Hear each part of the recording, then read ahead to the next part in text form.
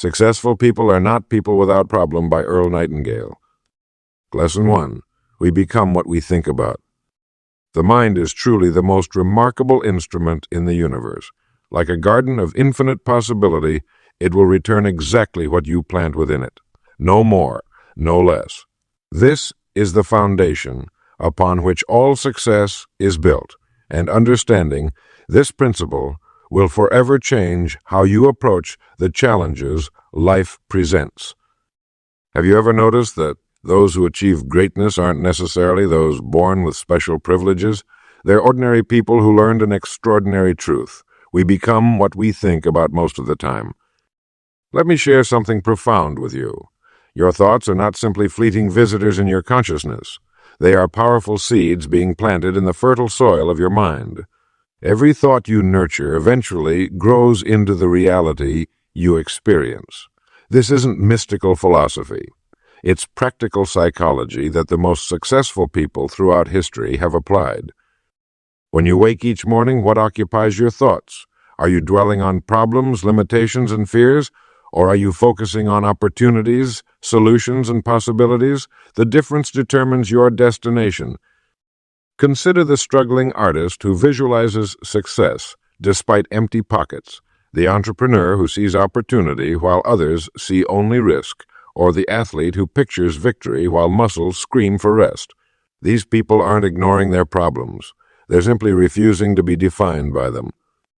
Problems visit everyone's life, the successful and unsuccessful alike. The difference lies in what we choose to think about while problems exist. The unsuccessful person thinks constantly about the problem, magnifying it until it consumes every waking moment. The successful person acknowledges the problem, but directs their mental energy toward solutions. Your current circumstances, your job, your relationships, your health, your financial situation are the direct result of your dominant thoughts over time. If you're not satisfied with some aspect of your life, begin by examining the thoughts you've been planting. The wonderful news is that you can change your thoughts, starting this very moment. You need not accept the harvest of past thinking if it doesn't reflect what you truly desire. By consciously directing your thoughts toward what you wish to become, you set in motion forces that will gradually reshape your reality. Each morning when you rise, plant thoughts of the person you intend to become. Each evening before sleep, nurture those same thoughts.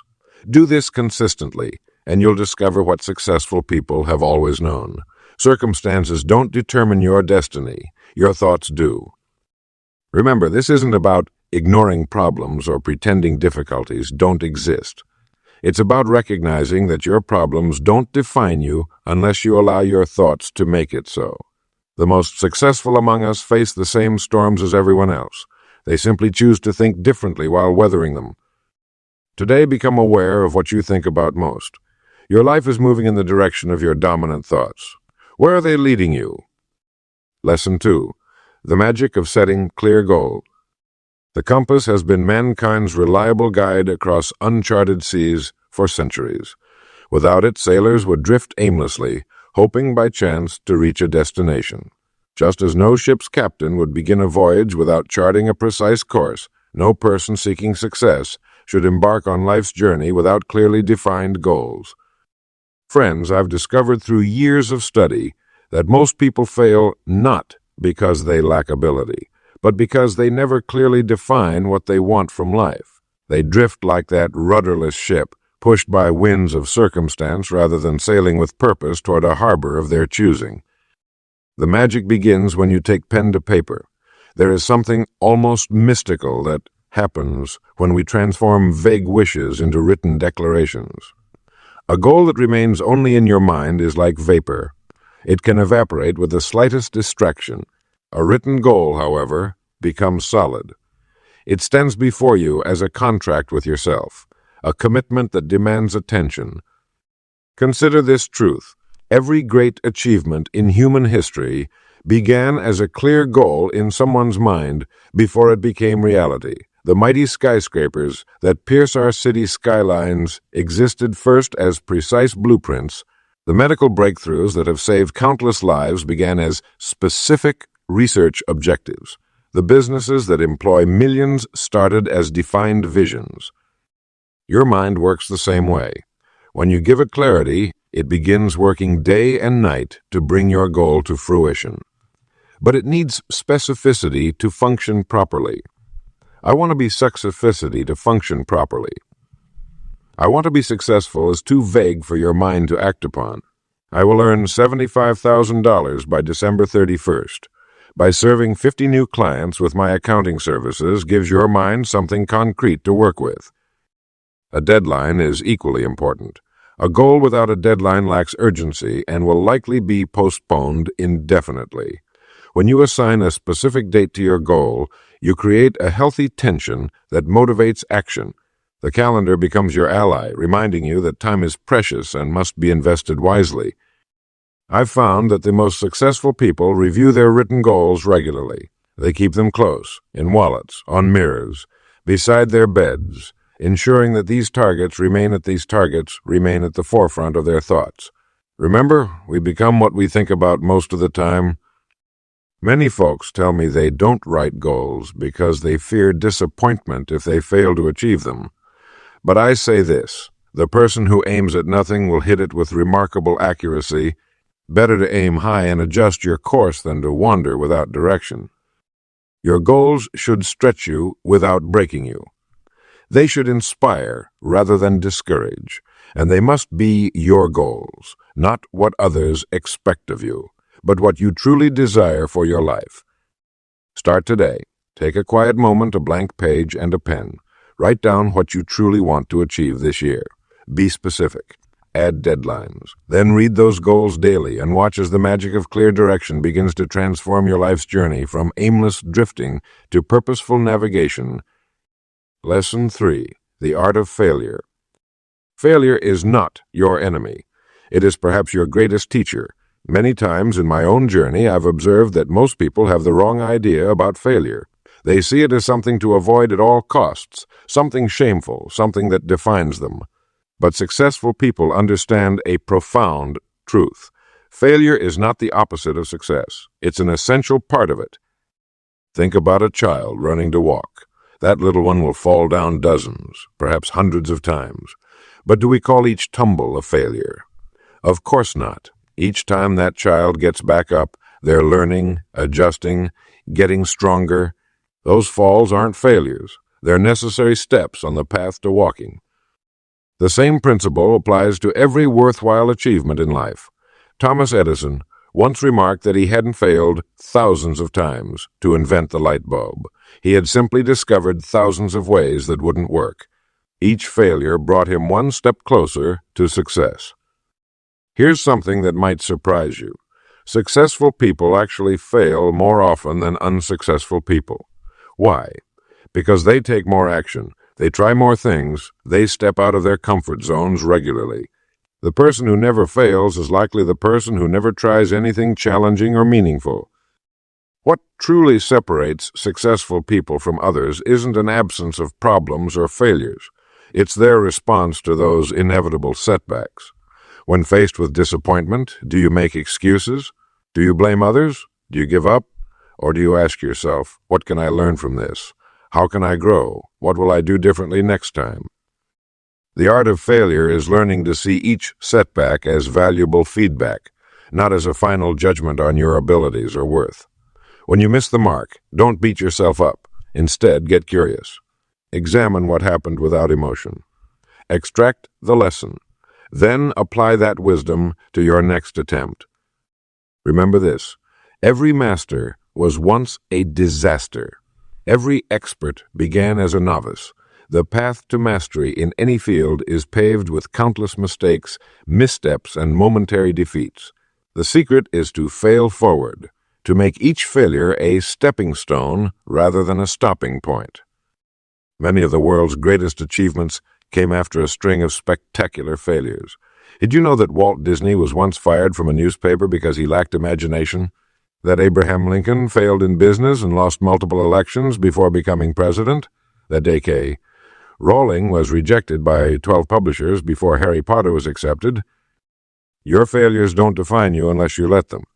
They're simply events, not identities. The next time you face disappointment, remind yourself, this isn't permanent. This isn't permanent. This isn't pervasive. This is just one moment in my journey. Successful people aren't people without problems or failures. They're people who've learned to use those very challenges as fuel for growth. They're people who understand the art of failure. Lesson 4. The Hour of Gold. Success isn't complicated, but it is rare. Why?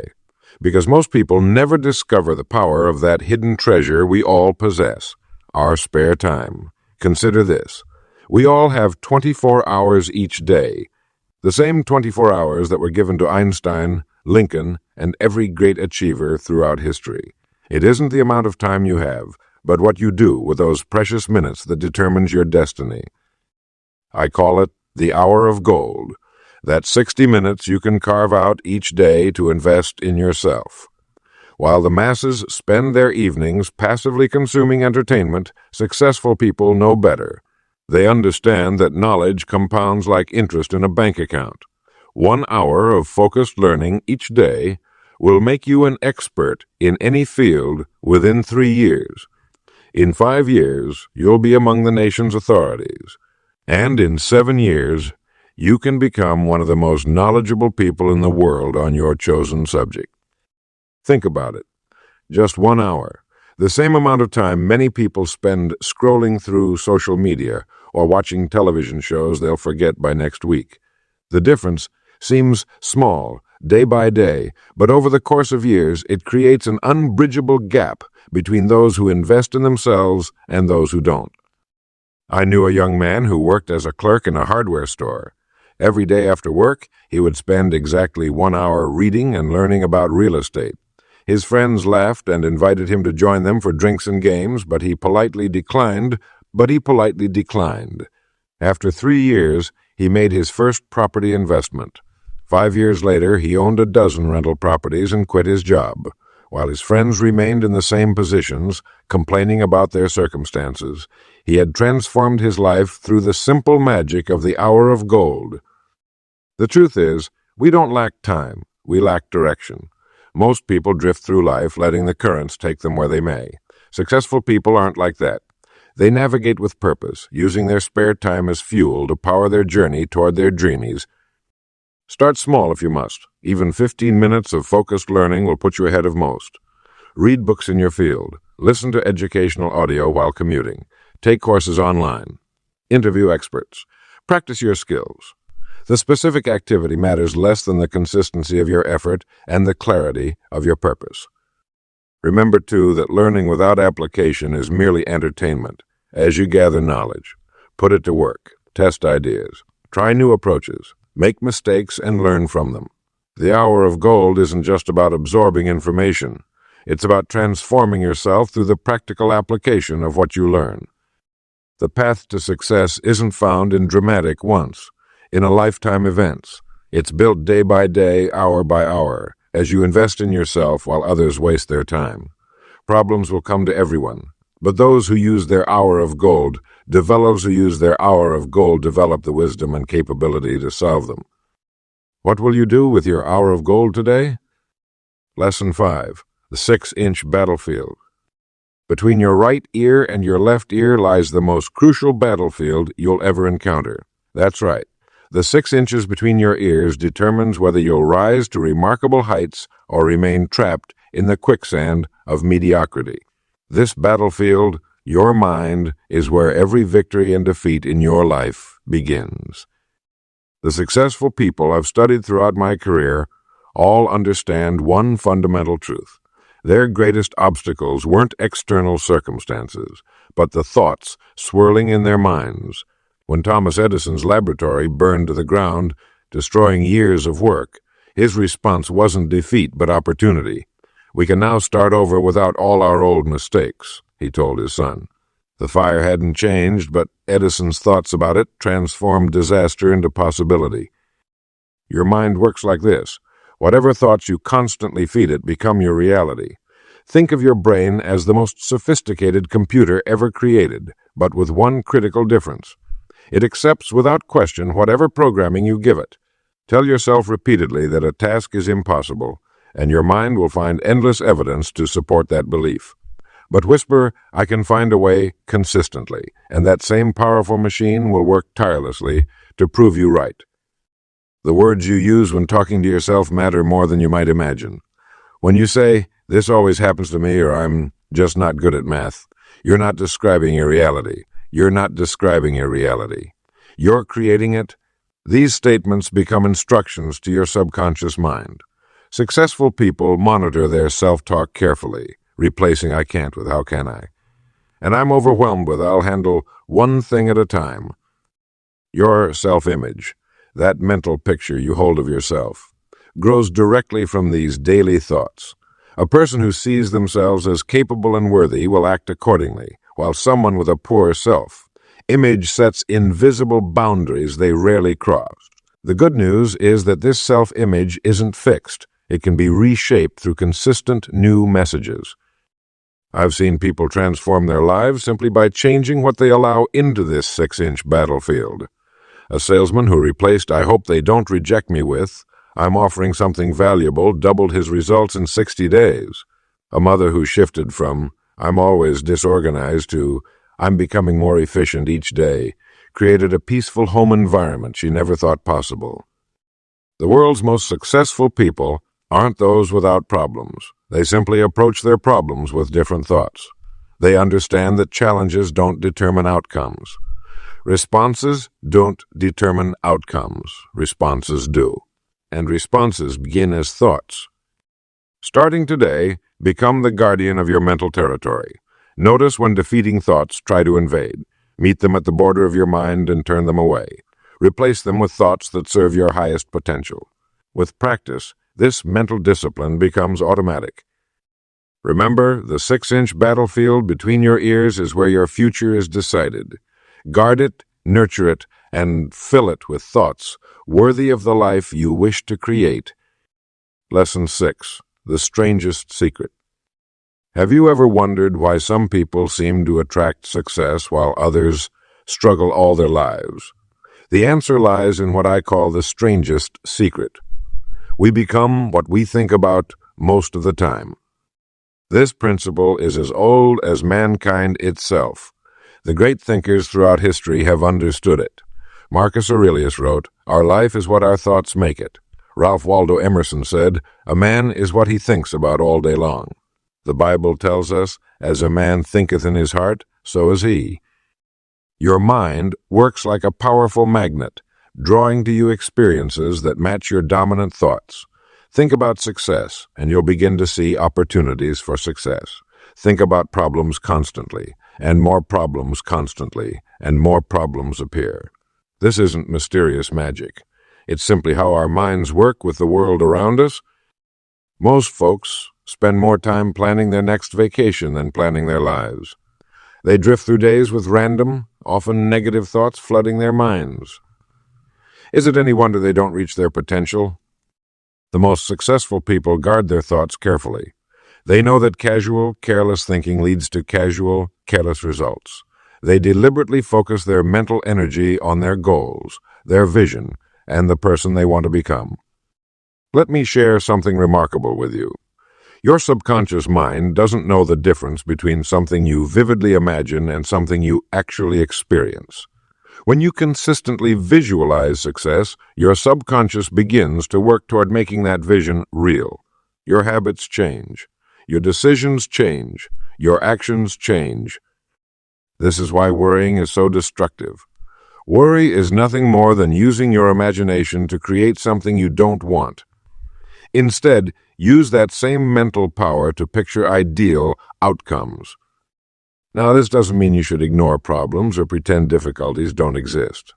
Problems need solving, not ignoring. But successful people think about solutions, not just problems. They ask better questions. How can I turn this challenge into an opportunity? Instead of why does this always happen to me? The strangest secret works in your career, your relationships, your health, every area of life. Every area of life. A person who thinks about kindness becomes kind. A person who thinks about fitness becomes fit. A person who thinks about prosperity takes actions that lead to prosperity. Your thoughts are completely within your control. No one else can decide what you think about. This gives you tremendous power over your destiny. Begin each morning by setting your mental course for the day. Visualize the outcomes you want. Feel the satisfaction of achievement. Then, before sleep each night, review your day's wins and set clear intentions for tomorrow. This daily practice of directing your thoughts will change your life more profoundly than almost anything else you could do. The strangest secret isn't strange at all. Once you understand it, it's simply the most important law of human achievement. Lesson 7. The Service Principle. I want you to picture something in your mind. Imagine two people setting out on a journey toward success. The first person asks at every turn, "What can I get from others?" The second person asks, "How can I be of service to others?" Which one do you think will travel farther? The answer might surprise those who haven't yet discovered what I call the service principle. It's a fundamental truth that has guided the truly successful throughout human history. Your rewards in life are in direct proportion to your service to others. You see, many people approach life backward. They focus first on what they can get: the money, the recognition, the power. But that's like trying to harvest crops without planting seeds. The most successful people in any field understand that wealth and achievement flow naturally from providing genuine value to others. Think about the people you admire most. Aren't they the ones who have made your life better in some way? The teacher who believed in you, the business that solved your problem, the friend who was there when you needed them. Service comes first. Rewards follow. The math is beautifully simple. If you want to increase your success, increase your service. If you help enough other people get what they want, you'll automatically get what you want. This isn't just nice philosophy, it's practical economics. A young man once came to me complaining about his limited income. "How many people do you serve?" I asked him. "Well, I have about 15 clients," he replied. "And how well do you serve them?" I continued. He paused, thinking. The answer became clear to him before he spoke. His success was precisely matched to the scope and quality of his service. The wonderful thing about the service principle is that anyone can apply it immediately.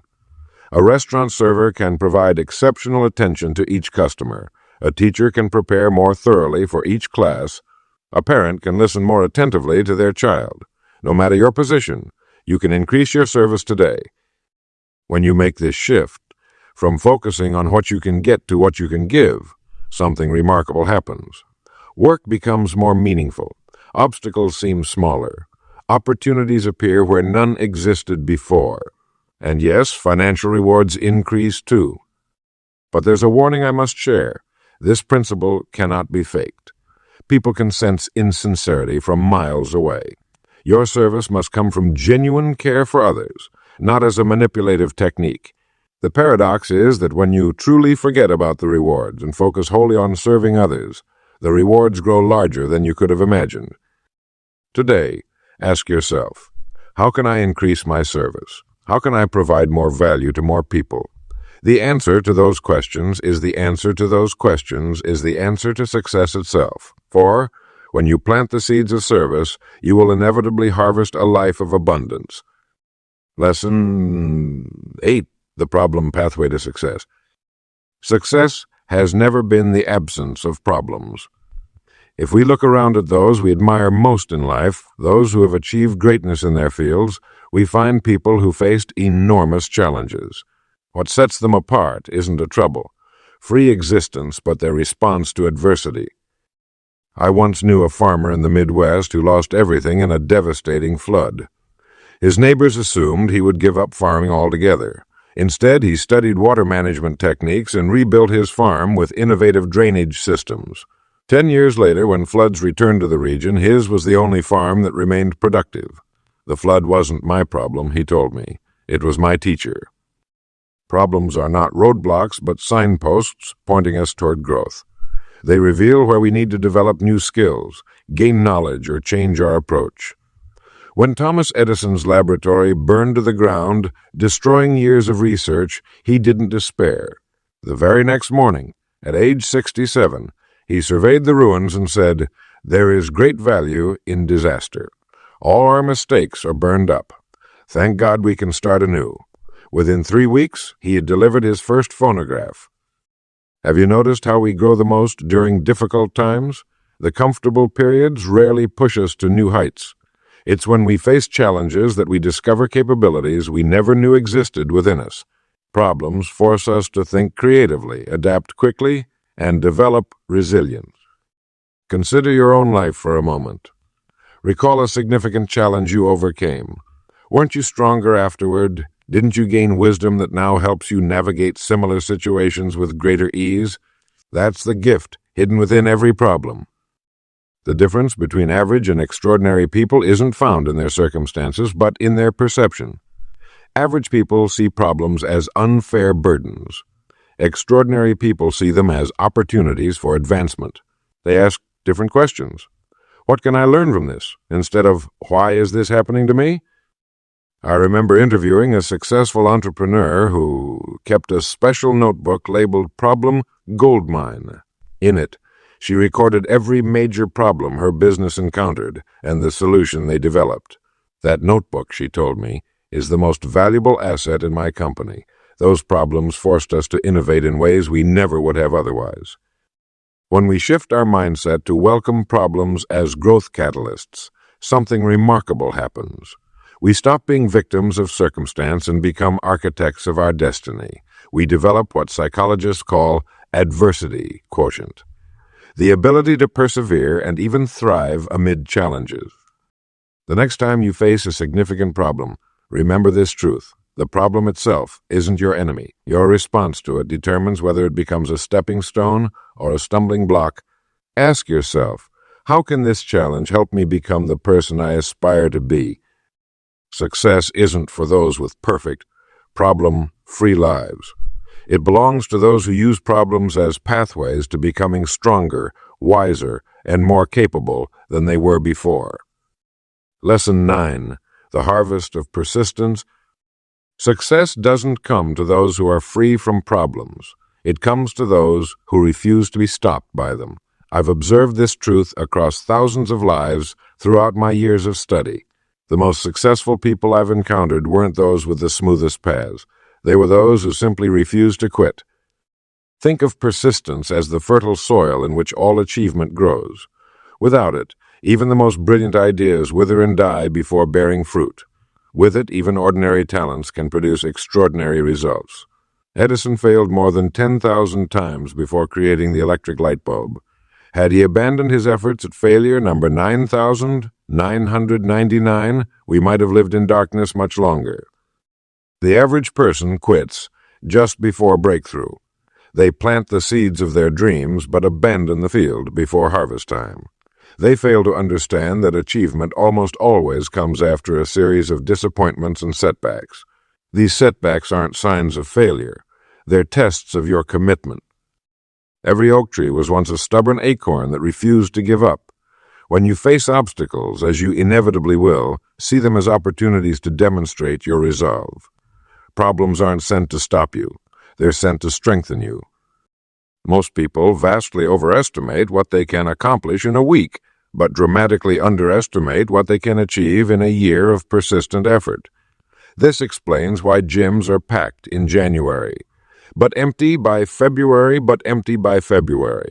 The people who transform their bodies aren't those with supernatural willpower.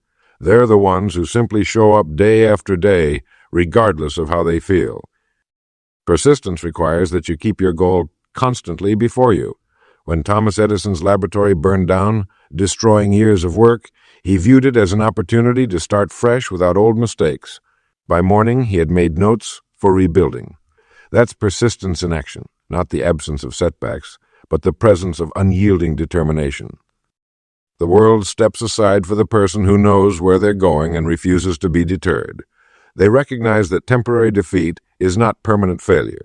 They understand that the river of success cuts through the mountain of obstacles not because of its power, but because of its persistence. You can develop this quality starting today. When faced with difficulties, ask yourself, is this a reason to quit or merely an opportunity to prove my commitment? Make it your habit to take one more step when every fiber of your being wants to retreat.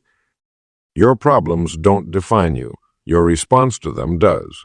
The successful person faces the same obstacles as everyone else. They simply respond differently. Where others see reasons to quit, they see opportunities to grow. Where others back down, they stand firm. Persistence is not just about enduring. It's about maintaining your enthusiasm and effort through the valleys between peaks. It's about getting up one more time than you fall. It's about getting up one more time than you fall. It's about understanding that the darkest hour truly does come just before dawn. So plant your dreams deeply, tend them faithfully, and persist until harvest. The world's rewards don't go to those with the fewest problems, but to those whose persistence transforms problems into stepping stones. Lesson 10. The Universal Law of Reciprocity. The law of reciprocity works silently in the background of our lives, operating with the same unwavering consistency as gravity. It's one of the great truths that successful people understand intuitively, while those who struggle often remain unaware of its power. This law states simply that what you send into the lives of others comes back into your own. Imagine for a moment that life is like a great echo. Whatever you shout into the canyon, be it kindness, generosity, encouragement, or their opposites, will return to you in kind. The interesting thing about this principle is that it works whether you believe in it or not. It's not a matter of faith, but a matter of natural law. Successful people aren't successful because they've never faced problems. They're successful because they've learned to put this law to work for them. They understand that the seeds of goodwill they plant today become the harvest they'll reap tomorrow. Consider the business owner who goes the extra mile for customers, not because of the immediate profit, but because excellence is its own reward. Over time, that reputation for exceptional service creates a foundation of trust that no advertising budget could purchase. The law of reciprocity has worked in their favor. Now there's an important distinction to make. The law doesn't work when we give with the explicit expectation of getting something back. That's just a transaction, a business deal. The true power comes when we give freely, without attachment to outcomes. There's a certain paradox here. To receive, you must be willing to give without the guarantee of return. Think about the people in your life who have helped you along your journey. Did they place conditions on their assistants, the teachers who stayed after school, the mentors who shared their wisdom, the friends who believed in you when you didn't believe in yourself? They gave freely, and in doing so, they set in motion powerful forces that would return to them in unexpected ways. The quality of your life improves dramatically when you shift from asking, "What can I get?" to "What can I get?" to "What can I give?" This isn't just some flowery sentiment. It's practical wisdom about how the world works. When you focus on contribution rather than acquisition, you align yourself with the natural flow of abundance. This doesn't mean you won't face problems. Everyone faces problems. But when you've built a network of goodwill through consistent giving, you'll find resources and support available to you in difficult times that others simply don't have access to. I've often observed that the most miserable people are those who are constantly taking inventory, always calculating what they're owed. The most joyful are those who give without keeping score. They've discovered that the act of giving is its own reward, and everything else that comes back is simply a bonus. Today, look for opportunities to give without expectation. A word of encouragement, a helping hand, a moment of genuine attention. These small deposits in the universal bank of goodwill set in motion forces that will work on your behalf long after you've forgotten about them. That's the true secret of reciprocity that successful people understand. Lesson 11. Problems are your growth opportunities. Every morning across America, people wake up facing challenges. Some rise to meet them with enthusiasm, while others shrink away in fear. The difference between these two groups isn't the size or number of their problems. It's their perspective on what problems actually represent. I've observed throughout my career that successful people aren't those with fewer problems. They simply have a different relationship with their difficulties. They see problems as opportunities dressed in work clothes. They understand that each challenge carries within it the seeds of equivalent or greater benefit. Consider the mighty oak tree. It grows strong not because it's sheltered from the wind, but because it's exposed to it. The resistance of the wind causes the tree to grow deeper roots and develop stronger bark. Without this resistance, the tree would grow weak and be unable to support itself. You are much like that oak tree. The problems you face today are developing within you the strength you'll need tomorrow. When you dodge problems or wish for a problem-free existence, you're actually wishing away your greatest opportunities for growth. I remember talking with a successful business owner who told me, "Earl, the day I started seeing problems as opportunities to prove my value was the day my business began to thrive." This man had previously spent years being frustrated by customer complaints until he realized each complaint was actually showing him exactly how to improve his service. The size of the problems you can handle determines the size of your success. Small problems yield small growth. Big problems yield big growth. When you shrink from difficulty, you shrink your potential. When you step forward to meet challenges, you expand your capabilities. Most people pray for fewer problems. Successful people pray for more skills. They know that the problem isn't the problem. It's how you respond to it that matters. A helpful practice is to ask different questions when facing difficulties. Instead of "Why is this happening to me?" ask "What can I learn from this?" Instead of "How can I get out of this?" ask "How can I grow through this?" These questions redirect your mind from victim thinking to victor thinking. Diamonds are formed under pressure. Gold is purified by fire. Your character and capabilities are being formed in exactly the same way, through the pressure and heat of challenges. Tonight, before you sleep, take a moment to reflect on your current problems. Don't wish them away. Instead, welcome them as teachers. Ask what lessons they're bringing you. Consider how solving these problems might be developing skills you'll need for future success. The truth is simple. Successful people aren't people without problems.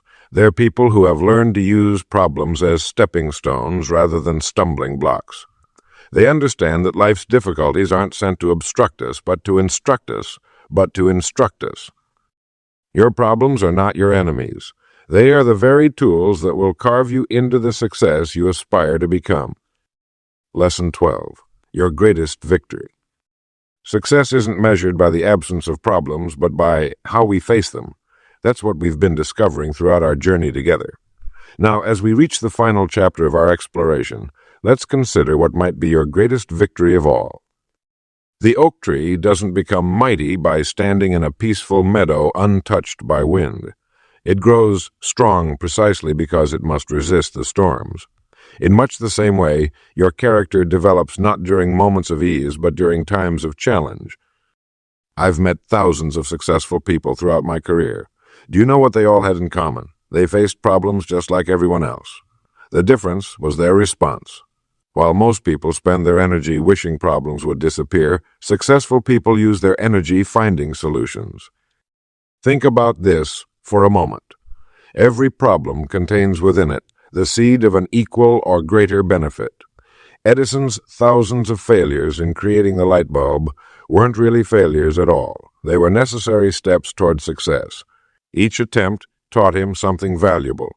When a reporter asked him how it felt to fail so many times, Edison replied, "I didn't fail. I didn't fail. I didn't fail. I didn't fail in ways that don't work." This is the mindset that separates those who achieve greatness from those who merely dream about it.